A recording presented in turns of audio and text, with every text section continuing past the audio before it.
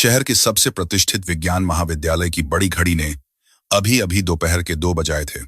धूप तीखी थी, लेकिन कॉलेज की ऊंची दीवारों और पुराने बरगद के पेड़ों ने थोड़ी ठंडक बनाए रखी थी। यह वो जगह थी जहां देश के सबसे अमीर और रसूखदार घरों के बच्चे पढ़ते थे।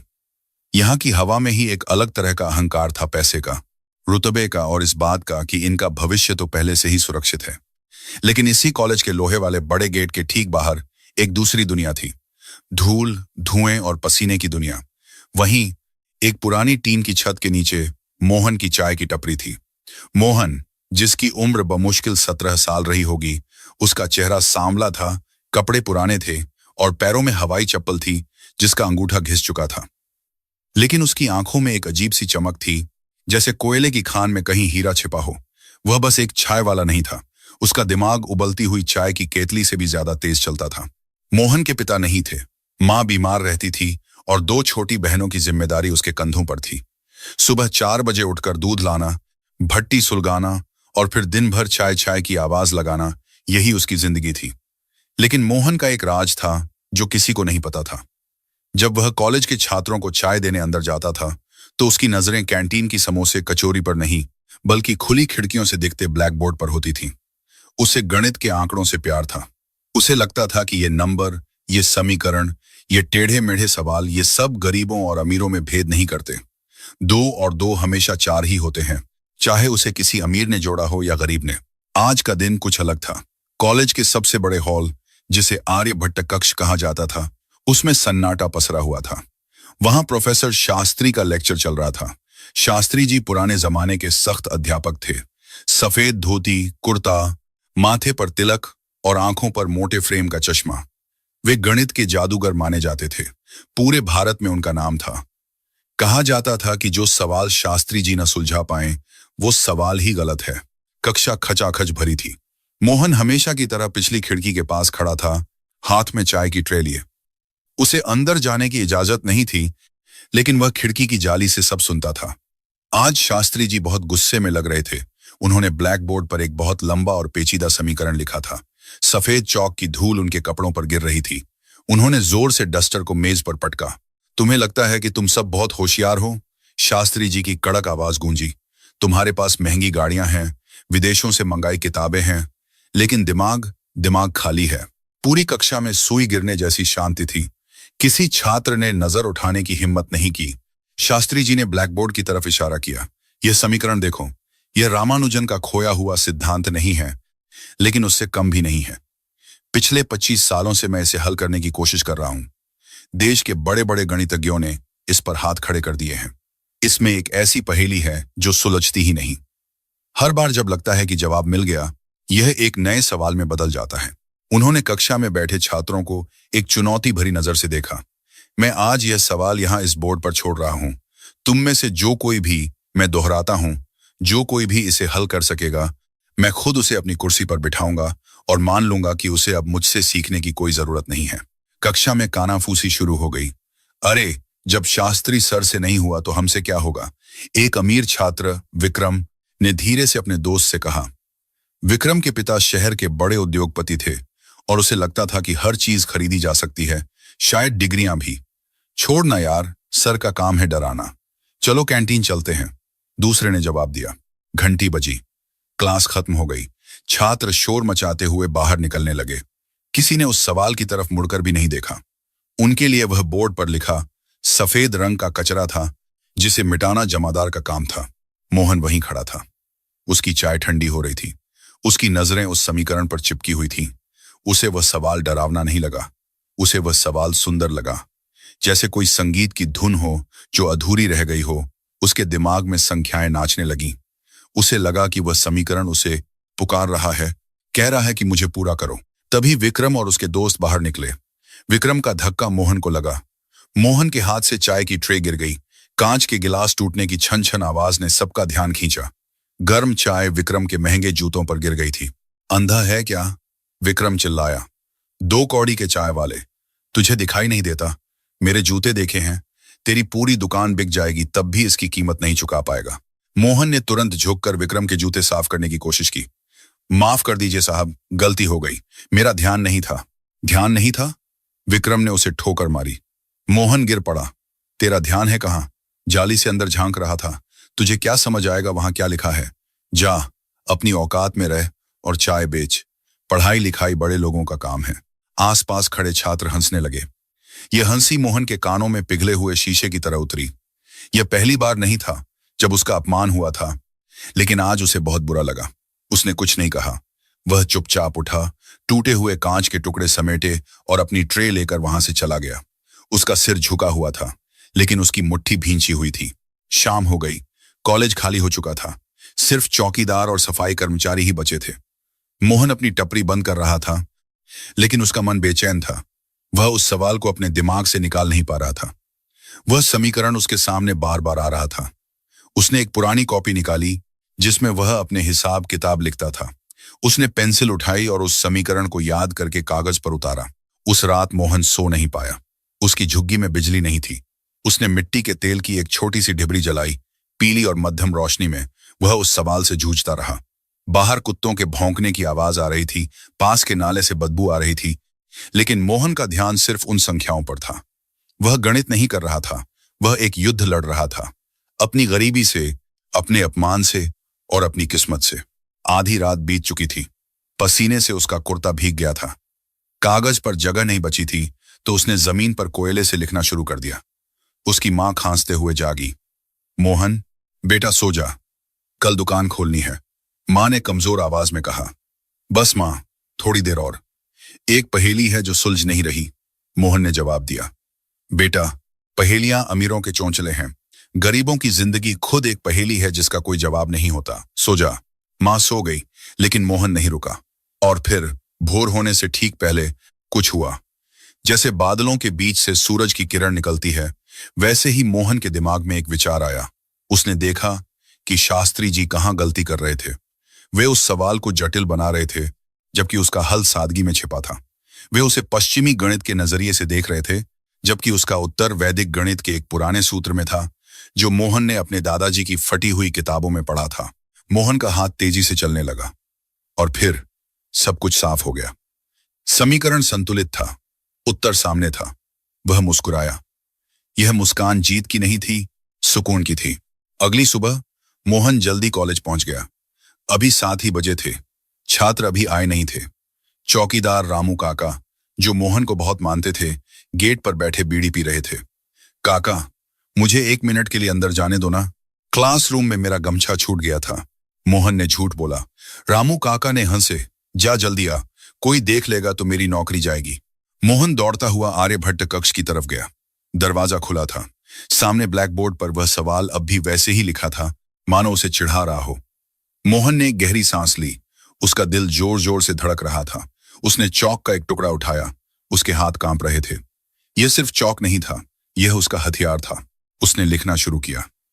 खट खट खट। खाली हॉल में चौक की आवाज गूंज रही थी। उसने शास्त्री जी के जटिल स्टेप्स को नहीं मिटाया, बल्कि उनके नीचे अपना सरल तरीका लिखा। उसने 5 लाइनों में वह कर दिखाया जो 25 सालों में नहीं हो पाया था। अंत में उसने उत्तर लिखा और उसके नीचे 2 लकीरें खींच दी। जैसे ही उसने चौक रखा, उसे कदमों की आहट सुनाई दी। कोई आ रहा था। मोहन घबरा गया। अगर वह पकड़ा जाता तो उस पर चोरी का इल्जाम लग सकता था। वह खिड़की से कूदकर पीछे के रास्ते से भाग गया। कुछ देर बाद कॉलेज शुरू हुआ। छात्र आने लगे। शास्त्री जी अपनी क्लास लेने अंदर आए। उनका मूड कल से भी खराब था, क्योंकि कल रात भी वे उस सवाल को हल नहीं कर पाए थे। उन्होंने अपना बस्ता मेज पर रखा और बोर्ड की तरफ मुड़े, यह सोचकर कि उसे मिटाकर आज नया पाठ शुरू करेंगे। अचानक उनका हाथ हवा में ही रुक गया। उनकी आंखों के पीछे की पुतलियां फैल गईं। चश्मा नाक पर नीचे सरक आया। उन्होंने देखा कि बोर्ड पर कुछ नया लिखा है। कक्षा में सन्नाटा छा गया। छात्र समझ नहीं पा रहे थे कि क्या हुआ। शास्त्री जी मूर्ति की तरह स्थिर खड़े थे। वे एक एक अंक, एक एक स्टेप को पढ़ रहे थे। पहले उनके चेहरे पर गुस्सा आया, किसने मेरे बोर्ड के साथ छेड़छाड़ की। लेकिन जैसे जैसे वे नीचे की पंक्तियों तक पहुंचे, गुस्सा हैरानी में बदल गया और हैरानी श्रद्धा में। यह शास्त्री जी के मुंह से बस इतना निकला। उनकी आवाज कांप रही थी। वे तेजी से मुड़े। यह किसने किया? कौन आया था यहां? पूरी क्लास चुप। विक्रम और उसके दोस्तों ने एक दूसरे को देखा। सर, जरूर किसी सीनियर ने मजाक किया होगा, विक्रम बोला। यह सब गलत सलत लिखा होगा। चुप रहो। शास्त्री जी दहाड़े। गलत? यह गलत नहीं है। यह अद्भुत है। यह वो तरीका है जो मैंने कभी सोचा ही नहीं था। यह इतना सरल है, इतना पवित्र है, जैसे गंगा का पानी। वे बोर्ड के पास गए और उस लिखावट को छू कर देखा। जिसने भी यह लिखा है वह कोई साधारण छात्र नहीं हो सकता। यह किसी जीनियस का काम है। सच बताओ, तुम में से किसने यह किया? सन्नाटा और गहरा हो गया। कोई जवाब नहीं दे सकता था, क्योंकि किसी ने यह किया ही नहीं था। शास्त्री जी की नजर लिखावट पर गई। वह लिखावट अंग्रेजी स्कूल के बच्चों जैसी सीधी और सधी हुई नहीं थी। वह थोड़ी टेढ़ी मेढ़ी थी, जैसे किसी ऐसे हाथ ने लिखी हो जिसे लिखने की आदत कम और काम करने की आदत ज्यादा हो। और सबसे बड़ी बात, कुछ अंकों के ऊपर हल्दी के हल्के पीले निशान थे। शायद लिखने वाले के हाथों में हल्दी लगी थी। हल्दी? शास्त्री जी बुदबुदाए। उसी वक्त पीछे की खिड़की के बाहर मोहन खड़ा था। वह हमेशा की तरह अपनी ट्रे लेकर खड़ा था, लेकिन आज उसका दिल अंदर से बाहर आ रहा था। क्या उसने कुछ गलत कर दिया? क्या पुलिस आएगी? शास्त्री जी ने कक्षा की खिड़कियों की तरफ देखा। उनकी नजर मोहन से मिली। एक पल के लिए, बस एक पल के लिए, उन्हें मोहन की आंखों में वही चमक दिखाई दी जो उन्होंने बोर्ड पर लिखे उस हल में महसूस की थी। लेकिन फिर उन्होंने सिर झटक दिया। नहीं, यह छाए वाला बच्चा कैसे हो सकता है? रामू काका को बुलाओ, शास्त्री जी ने आदेश दिया। थोड़ी देर में चौकीदार दौड़ता हुआ आया। सुबह इस कमरे में कौन आया था? शास्त्री जी ने पूछा। रामू काका कांपने लगे। उन्होंने मोहन की तरफ देखा, जो खिड़की के बाहर खड़ा था। रामू काका जानते थे कि अगर उन्होंने मोहन का नाम लिया तो उस गरीब बच्चे की रोजी रोटी छिन जाएगी। अमीर लोग अपनी गलती किसी पर भी मढ़ देते हैं। कोई नहीं साहब, रामू काका ने झूठ बोला। मैंने तो ताला खोला था। हो सकता है रात को कोई भूत प्रेत। बकवास बंद करो, शास्त्री जी चिल्लाए। यह भूत का काम नहीं है, यह साक्षात सरस्वती का वरदान है। जो भी है, मैं उसे ढूंढ कर रहूंगा। दिन बीतता गया। बात पूरे कॉलेज में आग की तरह फैल गई। अनसुलझा सवाल सुलझ गया। हर कोई उस अनजान हीरो की बात कर रहा था। कुछ कह रहे थे कि कोई विदेशी प्रोफेसर आया था, कुछ कह रहे थे कि यह किसी छात्र का छुपा हुआ टैलेंट है। विक्रम और उसके दोस्तों को बहुत जलन हो रही थी। उन्हें बर्दाश्त नहीं हो रहा था कि कोई उनसे ज्यादा काबिल हो सकता है। दोपहर को जब मोहन कैंटीन के पास चाय दे रहा था, विक्रम ने उसे रोका। ओए चाय वाले, विक्रम ने व्यंग्य से कहा, सुना है तू बड़ा होशियार बनता है। जरा यह बता, 100 में से 10 गए तो कितने बचे? उसके दोस्त हंसे। अरे इससे क्या पूछ रहा है? इसे तो बस चाय के कप गिनने आते हैं। मोहन ने शांति से जवाब दिया, साहब 100 में से 10 गए तो 90 बचे, लेकिन अगर वो 10 अपने हुए तो पीछे कुछ नहीं बचता। विक्रम की हंसी रुक गई। उसे बात समझ नहीं आई, लेकिन उसे लगा कि उसकी बेइज्जती हुई है। ज्यादा जुबान चलाता है। विक्रम ने हाथ उठाया, तभी वहां शास्त्री जी आ गए। क्या हो रहा है यहां? कुछ नहीं सर, विक्रम सीधा हो गया। ये चाय वाला बदतमीजी कर रहा था, हम इसे सबक सिखा रहे थे। शास्त्री जी ने मोहन को देखा। मोहन ने नजरें झुका लीं। शास्त्री जी की नजर मोहन के दाहिने हाथ पर पड़ी। उसकी उंगलियों के पोरों पर अभी भी चौक की सफेद धूल लगी थी, जो शायद उसने ठीक से धोई नहीं थी, और उसके कुर्ते की आस्तीन पर वही हल्दी का दाग था जो बोर्ड पर भी दिखा था। शास्त्री जी का दिमाग तेजी से चला। गणितज्ञ होने के नाते वे 2 और 2 जोड़ना जानते थे। तुम? शास्त्री जी ने मोहन की तरफ उंगली उठाई। मेरे साथ चलो अभी। सर, मैंने कुछ नहीं किया। मोहन घबरा गया। मैंने कहा चलो। शास्त्री जी की आवाज में एक अधिकार था जिसे टाला नहीं जा सकता था। विक्रम मुस्कुराया। उसे लगा कि अब इस चाय वाले की शामत आई है। ले गया बुढ़ा इसे, अब यह जेल जाएगा। शास्त्री जी मोहन को सीधे आर्यभट्ट कक्ष में ले गए। कमरा खाली था। बोर्ड पर अभी भी वह हल लिखा हुआ था। शास्त्री जी ने दरवाजा बंद किया। सच सच बताओ, उन्होंने मोहन की आंखों में सीधे देखते हुए पूछा। क्या यह तुमने लिखा है? मोहन का गला सूख गया। क्या वह सच बोले? अगर सच बोला तो शायद उसे हमेशा के लिए यहां आने से मना कर दिया जाएगा, लेकिन झूठ बोलना उसे सिखाया नहीं गया था। उसने धीरे से सिर हिलाया। जी साहब, गलती हो गई, मुझे माफ कर दीजिए। मैं बस। शास्त्री जी कुछ नहीं बोले। वे बस उसे देखते रहे। एक गरीब साधारण सा लड़का जिसके कपड़ों से पसीने और इलायची की गंध आ रही थी, उसने वह कर दिखाया था जो बड़े बड़े विद्वान नहीं कर पाए थे। तुम्हें यह कैसे आता है? उन्होंने नरम आवाज में पूछा। पता नहीं साहब, मोहन बोला। बस मुझे नंबर बातें करते हुए सुनाई देते हैं। जब आप पढ़ाते हैं तो मैं बाहर खड़ा होकर सुनता हूं। मुझे अच्छा लगता है। शास्त्री जी की आंखों में आंसू आ गए। उन्होंने जीवन भर ज्ञान की पूजा की थी और आज उन्हें ज्ञान अपने सबसे शुद्ध रूप में मिला था, बिना किसी डिग्री के, बिना किसी दिखावे के।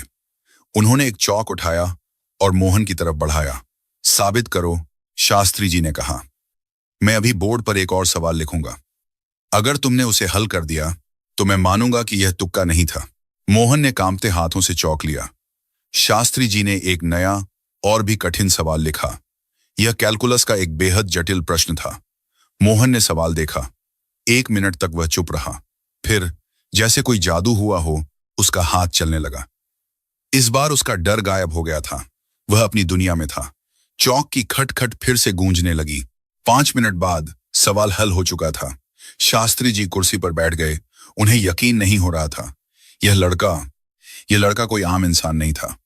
लेकिन इससे पहले कि वे कुछ कह पाते, दरवाजे पर जोर से दस्तक हुई।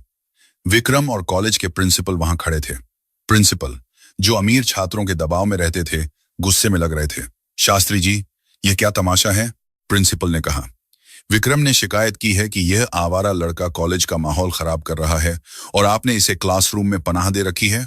प्रधानाचार्य का चेहरा गुस्से से लाल था। उनके पीछे विक्रम खड़ा था, जिसके चेहरे पर एक शैतानी मुस्कान थी। वह जानता था कि अब खेल उसके हाथ में है। प्रधानाचार्य, जिनका नाम मिस्टर खन्ना था, कॉलेज की प्रतिष्ठा से ज्यादा कॉलेज के फंड की चिंता करते थे और वह फंड विक्रम के पिता सेठ धनराज से आता था। शास्त्री जी, खन्ना साहब ने मेज पर हाथ पटका। यह क्या मजाक चल रहा है? एक चाय बेचने वाला, जिसके कपड़ों से पसीने की बदबू आ रही है, वह हमारे कॉलेज के सबसे पवित्र कक्ष में खड़ा है और आप उसे पढ़ा रहे हैं? शास्त्री जी अपनी जगह से नहीं हिले। वे शांत थे, किसी गहरे समुद्र की तरह। उन्होंने धीरे से अपना चश्मा ठीक किया और कहा, खन्ना साहब, मैं उसे पढ़ा नहीं रहा था, मैं उससे सीख रहा था। यह सुनकर खन्ना साहब की हंसी छूट गई। सीख रहे थे? आप, देश के सबसे बड़े गणितज्ञ, एक अनपढ़ सड़क छाप से सीखेंगे? लगता है बुढ़ापे ने आपके दिमाग पर असर कर दिया है। विक्रम ने बीच में कहा, सर, मैंने देखा था। यह लड़का कल रात खिड़की से अंदर कूदा था। इसने जरूर ऑफिस से पेपर चुराने की कोशिश की होगी और जब कुछ नहीं मिला तो बोर्ड पर यह सब लिखकर भाग गया ताकि किसी को शक न हो। यह चोर है। मोहन का दिल जोर से धड़का। चोर? उसने जिंदगी में कभी एक पैसा हराम का नहीं खाया था। भूख बर्दाश्त की थी, लेकिन चोरी कभी नहीं। उसकी आंखों में पानी भर आया। उसने रामू काका की तरफ देखा, जो दरवाजे के पास खड़े थर थर कांप रहे थे। अगर मोहन ने सच बताया कि रामू काका ने दरवाजा खोला था, तो काका की नौकरी चली जाएगी। काका की बेटी की शादी होने वाली थी, उन्हें पैसों की जरूरत थी। मोहन ने अपनी मुट्ठी भींची और सिर झुका लिया। जी साहब, उसने भारी आवाज में कहा, मुझसे गलती हो गई, मैं अंदर आ गया था। मैं चोर नहीं हूं, बस बोर्ड देखना चाहता था। देखा? विक्रम चिल्लाया। मान गया ना?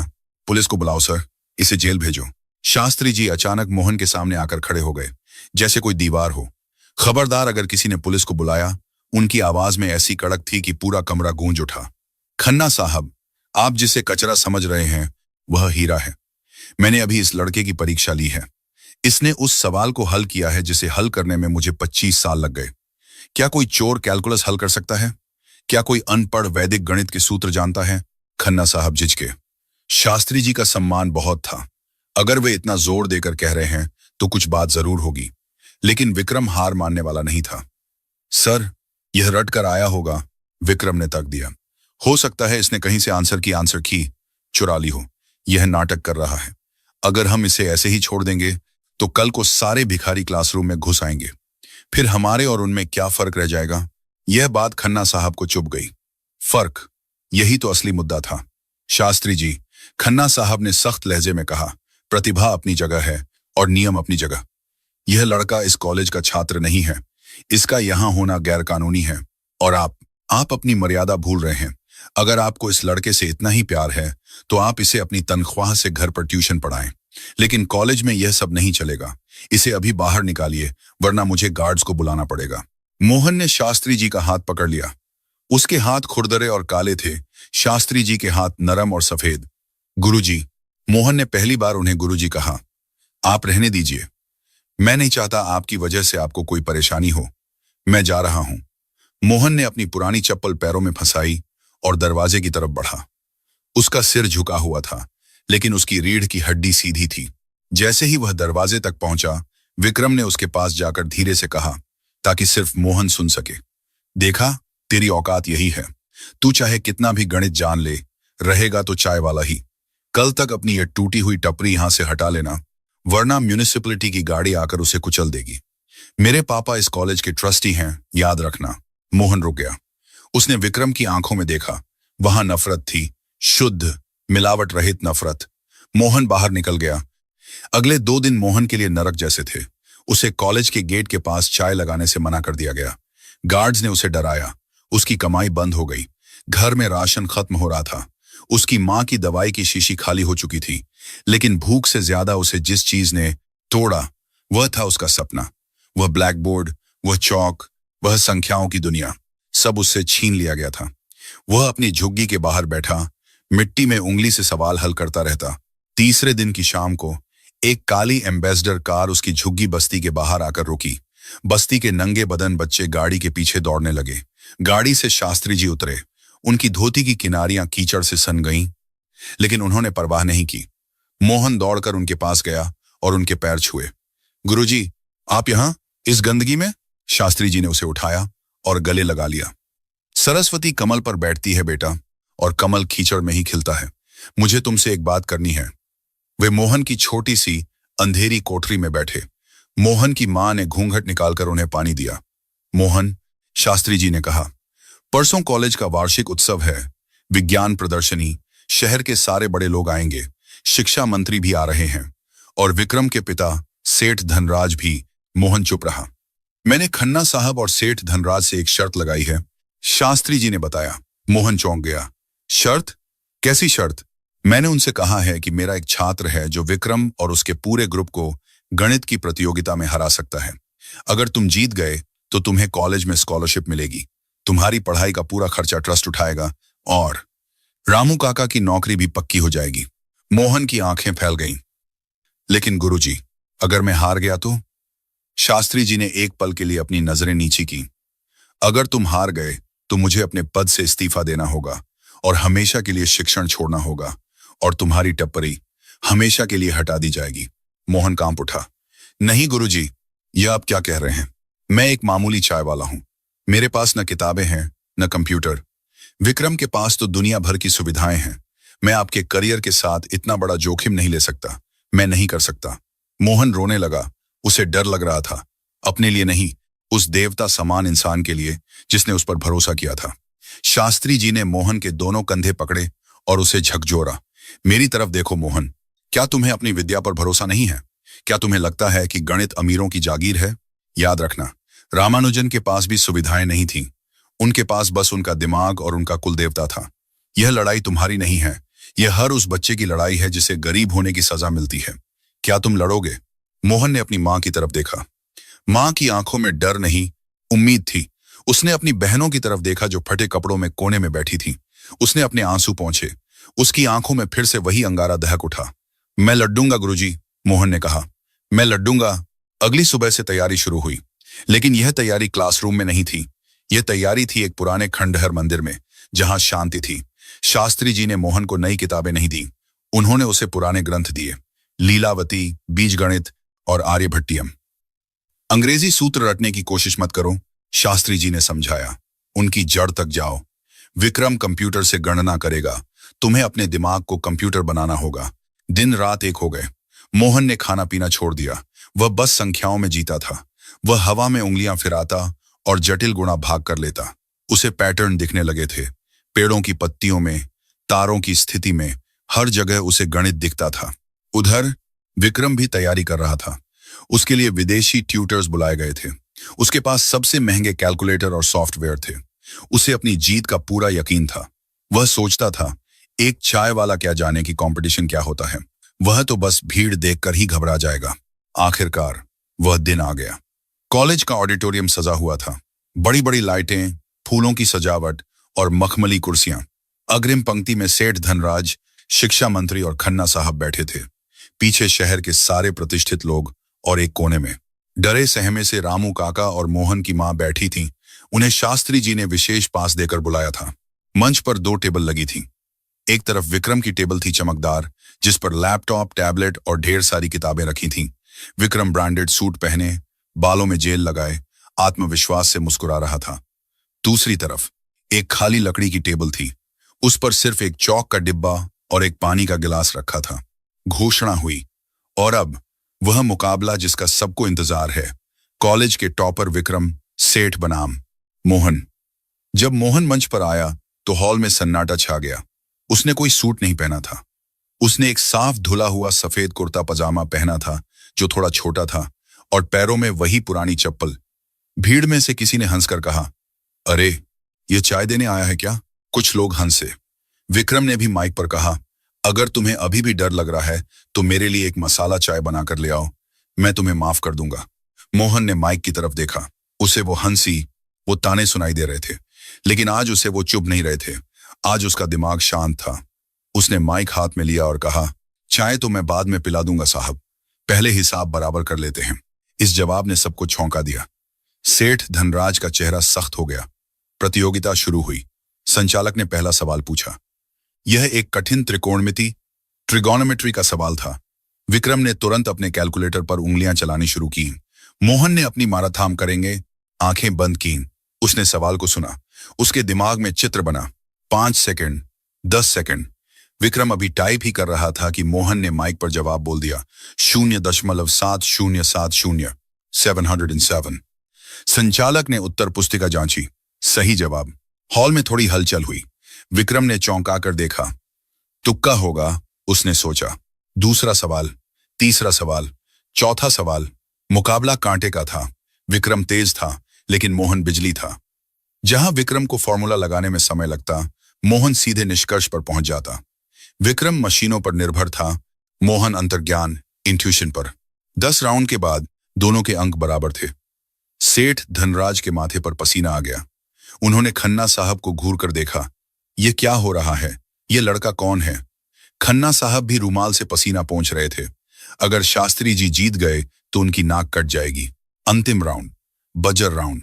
जो पहले बजर दबाएगा उसे जवाब देने का मौका मिलेगा, लेकिन अगर जवाब गलत हुआ तो वह सीधा बाहर। संचालक ने कहा, यह आखिरी सवाल है।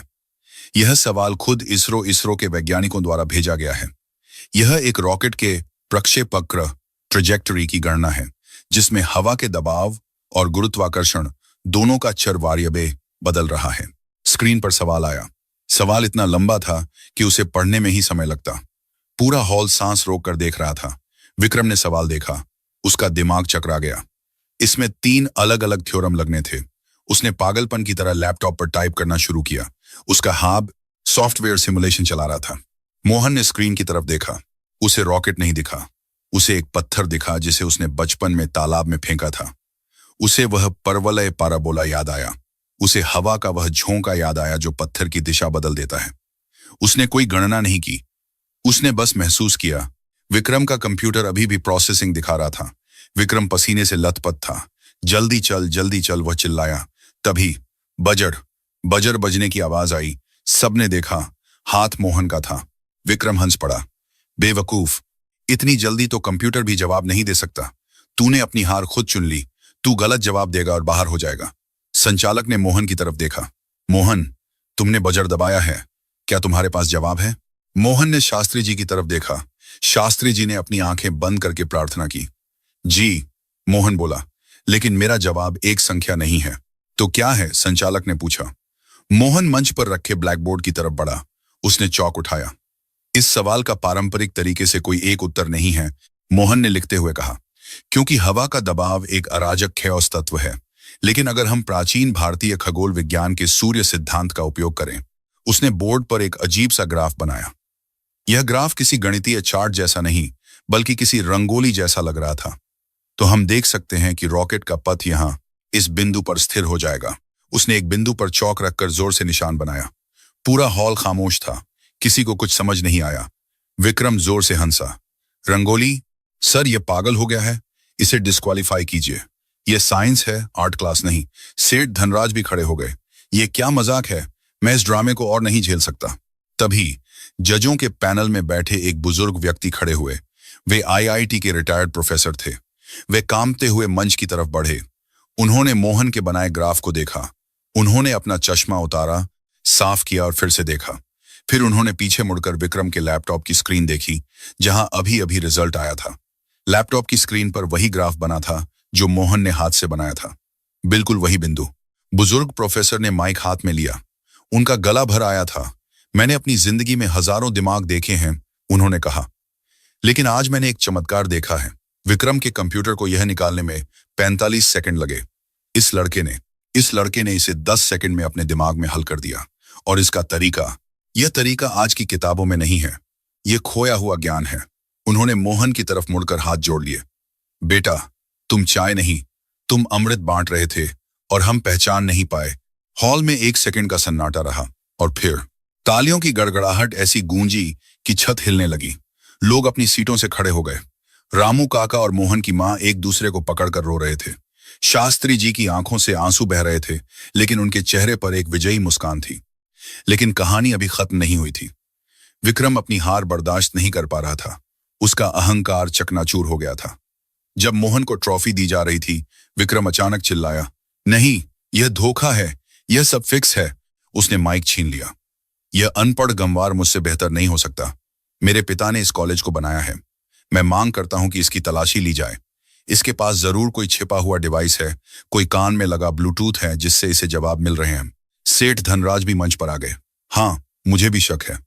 एक चाय वाला इतना सब कैसे जान सकता है? गार्ड्स, इसकी तलाशी लो। माहौल तनावपूर्ण हो गया।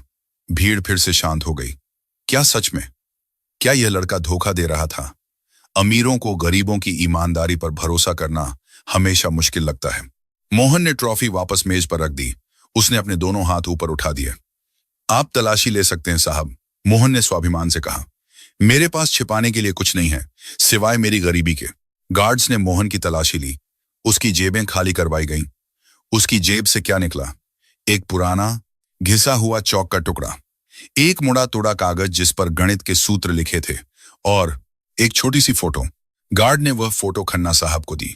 खन्ना साहब ने उसे देखा और सन्न रह गए। फिर उन्होंने वह फोटो शास्त्री जी को दी। वह फोटो महान गणितज्ञ रामानुजन की थी, जिस पर मोहन ने रोज अगरबत्ती जलाई थी। उसके पीछे लिखा था, हे भगवान, मुझे इतना ज्ञान देना कि मैं अपनी मां के पैरों का दर्द कम कर सकूं। शास्त्री जी ने वह फोटो माइक पर सबको दिखाई और उसके पीछे लिखा संदेश पढ़ा। पूरा हॉल रो पड़ा। विक्रम का चेहरा शर्म से झुक गया। सेठ धनराज को लगा जैसे किसी ने उनके गाल पर तमाचा मारा हो। लेकिन तभी भीड़ के पीछे से एक आवाज आई, रुको। पुलिस की वर्दी में 2 अफसर अंदर आए। उनके साथ एक हथकड़ी लगा आदमी था। वह आदमी कोई और नहीं, विक्रम का प्राइवेट ट्यूटर था।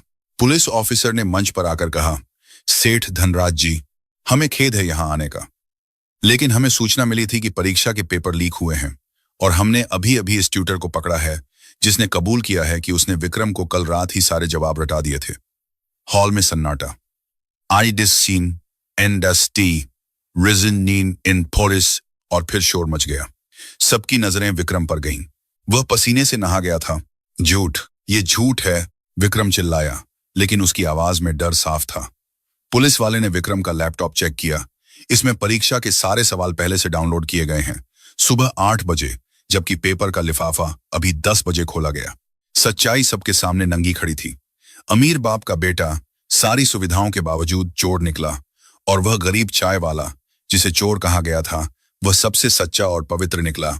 खन्ना साहब ने माइक लिया। उनका सिर शर्म से झुका हुआ था। आज इस कॉलेज का सिर शर्म से झुक गया है, लेकिन गर्व से उठ भी गया है। मैं अपनी गलती मानता हूं। वे मोहन के पास गए।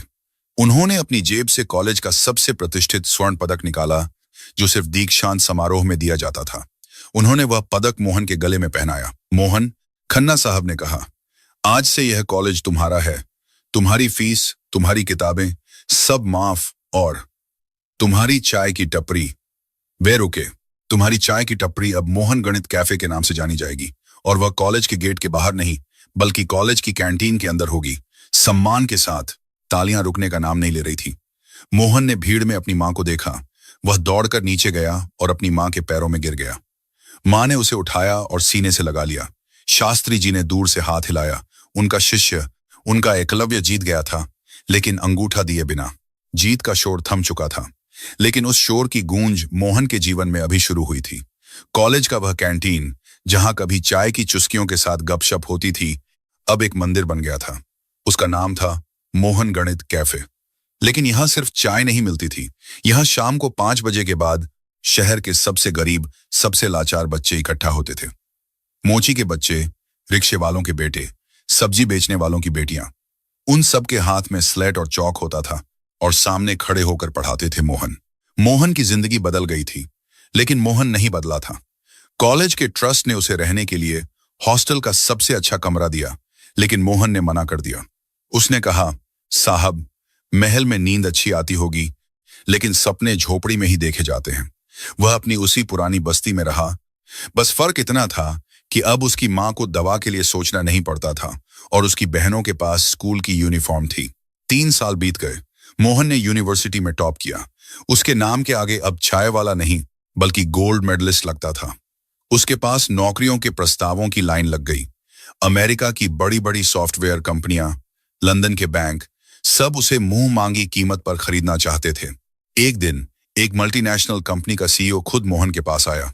वह एक बड़ा सूट बूट वाला आदमी था। उसने मोहन के सामने एक खाली चेक रख दिया। मोहन, उस आदमी ने कहा, अंकों नंबर्स को तुम समझते हो? इस चेक पर जितने जीरो चाहो भर लो, बस हमारे साथ चलो। सिलिकॉन वैली तुम्हारा इंतजार कर रही है। मोहन ने उस चेक को देखा, फिर उसने खिड़की के बाहर देखा, जहां उसकी बस्ती के नंगे बदन बच्चे धूल में खेल रहे थे। उसने शास्त्री जी की तरफ देखा, जो अब बूढ़े हो चुके थे और खांसते हुए भी बच्चों को पढ़ा रहे थे। मोहन ने चेक वापस खिसका दिया। साहब, मोहन ने विनम्रता से कहा, जीरो शून्य का आविष्कार भारत ने किया था, लेकिन आज मेरे देश के करोड़ों बच्चों की जिंदगी वही शून्य बनकर रह गई है। अगर मैं चला गया तो उन्हें एक एक कौन बनाएगा? मेरी कीमत यह चेक नहीं है। मेरी कीमत वो मुस्कान है जो एक गरीब बच्चे के चेहरे पर तब आती है जब वह अपना पहला सवाल हल करता है। वह आदमी हैरान रह गया। वह चला गया, लेकिन मोहन का कद उस दिन अमेरिका की ऊंची इमारतों से भी ऊंचा हो गया। मोहन ने अपनी इनामी राशि और स्कॉलरशिप के पैसे से कोई गाड़ी नहीं खरीदी। उसने बस्ती के पास एक पुराना गोदाम किराए पर लिया और वहां शास्त्री गुरुकुल की नींव रखी।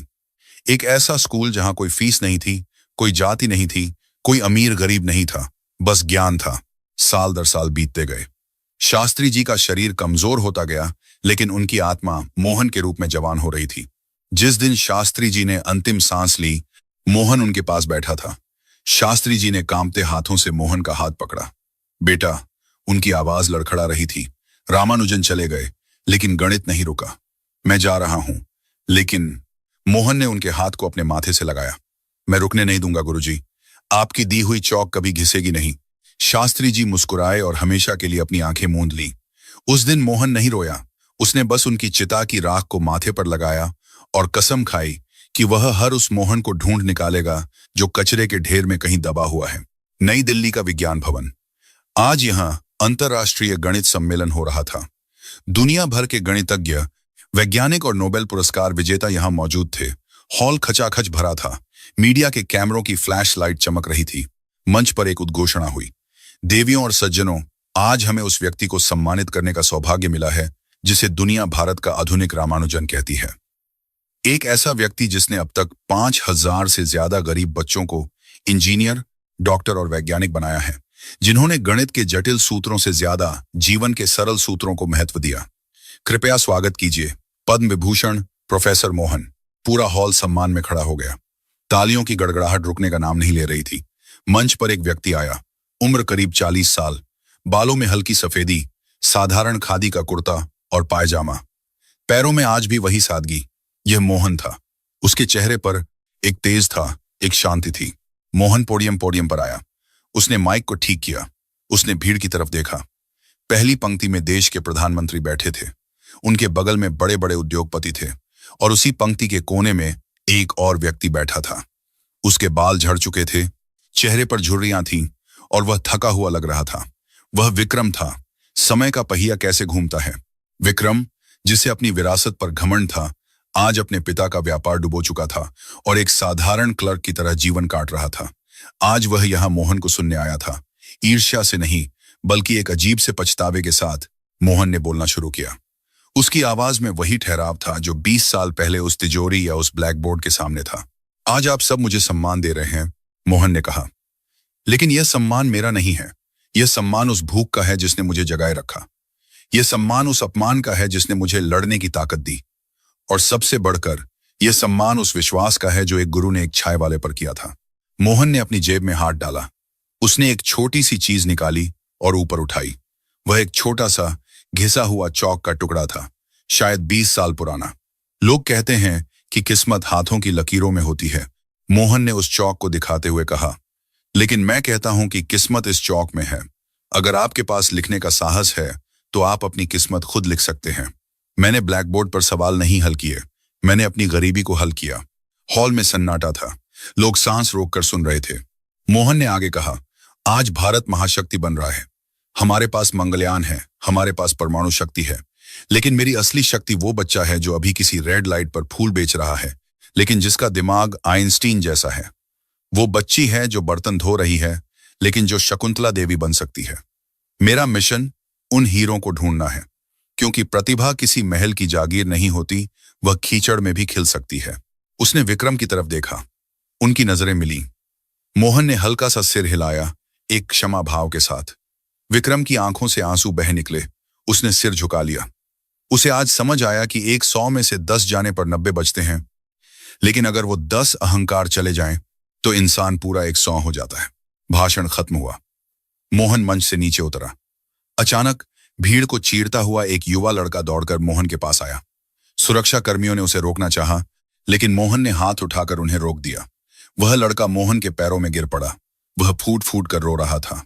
उसके कपड़े वैसे ही थे जैसे 20 साल पहले मोहन के थे, फटे हुए, मैले कुचैले। गुरुजी, लड़का सिसकते हुए बोला, मैं गांव से आया हूं। मेरे पिताजी किसान थे, उन्होंने आत्महत्या कर ली। लोग कहते हैं मैं कुछ नहीं कर सकता, लेकिन मुझे पढ़ना है, मुझे गणित आता है। क्या आप मुझे सिखाएंगे? मोहन झुक गया। उसने उस लड़के को अपने कंधों से पकड़कर उठाया। उसने अपनी जेब से अपना रूमाल निकाला और उस लड़के का चेहरा पोंछा। मोहन को उस लड़के में कोई और नहीं, अपना अतीत दिख रहा था। वही डर, वही भूख, वही आग। मोहन ने मुस्कुराते हुए कहा, तुझे गणित आता है? लड़के ने सिर हिलाया। तो बता, मोहन ने पूछा। अगर एक अंधेरे कमरे में एक दिया जलाया जाए तो अंधेरा कितनी दूर जाएगा? लड़का एक पल के लिए रुका। उसने सोचा, फिर उसने अपनी नम आंखों से मोहन को देखा और बोला, गुरुजी, अंधेरा कहीं नहीं जाएगा, वह बस रोशनी में बदल जाएगा। मोहन की आंखों में चमक आ गई। यह वही जवाब था, यह वही तर्क था। मोहन ने अपना हाथ उस लड़के के कंधे पर रखा और भीड़ की तरफ मुड़कर, जहां कैमरे चल रहे थे, गर्व से कहा, मिलिए, यह है मेरा अगला बैच, यह है भारत का भविष्य। फिर उसने लड़के का हाथ थामा। चल बेटा, क्लास शुरू होने का वक्त हो गया है। वह लड़का और मोहन दोनों उस चमक दमक वाले हॉल से बाहर निकल गए। पीछे छूट गई तालियां, अवार्ड्स और दुनिया भर की चकाचौंध। वे बाहर निकल गए जहां असली दुनिया थी, जहां सूरज ढल रहा था, लेकिन एक नया सूरज उगने की तैयारी कर रहा था। हम देखते हैं कि मोहन और वह लड़का पैदल सड़क पर जा रहे हैं। वे बातें कर रहे हैं। मोहन हवा में उंगली घुमाकर उसे कुछ समझा रहा है और लड़का ध्यान से सुन रहा है। स्क्रीन पर एक श्लोक उभरता है, विद्या ददाति विनयम, विनयाद ही आति पात्रताम। विद्या विनम्रता देती है, विनम्रता से योग्यता आती है। और अंत में सिर्फ एक लाइन आती है, हर चाय वाले में एक प्रधानमंत्री हो सकता है और हर बच्चे में एक वैज्ञानिक। बस जरूरत है एक मौके की।